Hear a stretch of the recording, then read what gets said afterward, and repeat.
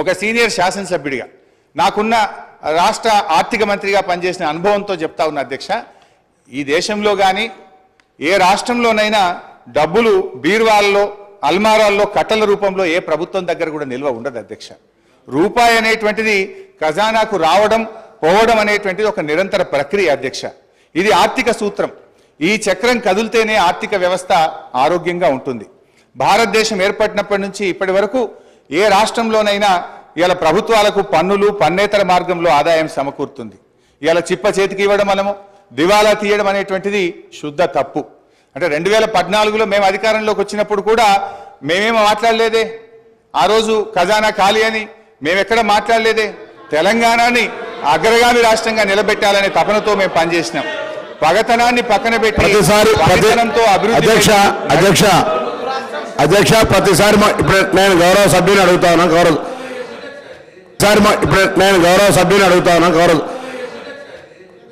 రాష్ట్రం అంటే ప్రభుత్వం అంటే సార్ వారు అడిగిన దాంట్లో ఒక ప్రశ్న చిన్న అంశం కూడా చెప్తాను. రాష్ట్రం అంటే ప్రభుత్వం అంటే డబ్బులు అలమారలో ఉంటాయి అంటలేను, కానీ జీతాలు 1వ తారీఖు ఇయ్యలేనటువంటి ఆర్థిక పరిస్థితి ఉంది. రాష్ట్రంలో ఆర్థిక పరిస్థితి గురించి చెప్తే ఎందుకు ఆర్పాడతారో తెలియదు.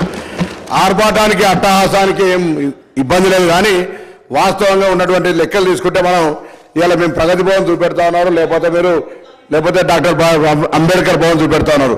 పేదల కంటే డబల్ బెడ్రూమ్ బిల్లు గురించి మాట్లాడతలేదు అధ్యక్ష. ఈ రోజు మా దగ్గర హుస్నాబాద్ సంబంధించి పోతే మున్సిపాలిటీకి సంబంధించినటువంటి అధికారులు ఈ ఇంట్లో ఉంటే చనిపోతామని బోర్డు పెట్టారు, అయినా కూడా ఆ ఇంట్లో నివసించి ఇచ్చుకొని ఇటువంటి వాళ్ళు కూడా డబుల్ బెడ్రూమ్ ఇవ్వలేదు అధ్యక్ష. ఇది వాళ్ళ ప్రభుత్వం యొక్క. అంతేకాదు ఇలా దాని లెక్క చెప్తా ఉన్నారు. ఇవాళ 1,25,000 నేను బలహీన వర్గాల శాఖకు సంబంధించిన మంత్రిని ఇవాళ అధికారికంగా లెక్కతో చెప్తా ఉన్నా. 1,25,000 గురుకులంలో ఉన్నటువంటి చదువులకు ఇస్తా ఉన్నారు. 55,000 రూపాయల దారిలో ఇచ్చేటువంటి బడ్జెట్తో పాటుగా 55,000 రూపాయల బడ్జెట్ 55 రూపాయలు ప్రతి విద్యార్థి కూడా వచ్చేటువంటి పరిస్థితులు చెప్పేది మాత్రం 1,20,000. ఆర్భాటం పేరు ఎన్ని రోజులు నడుపుతారు అధ్యక్ష?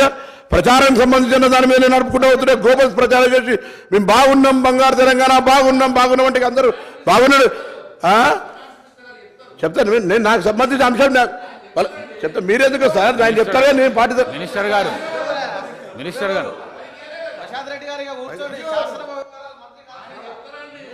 హరీష్ రావు గారు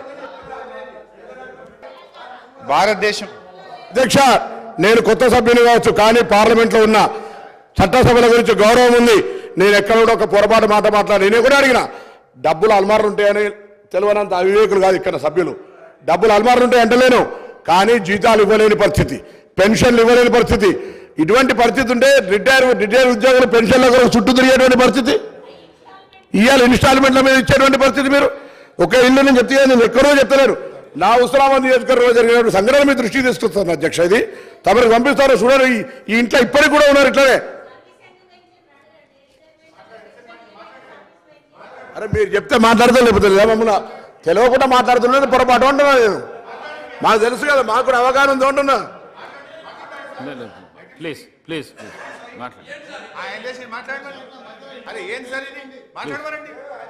మాట్లాడండి హరీష్ రావు, ప్లీజ్ మాట్లాడండి.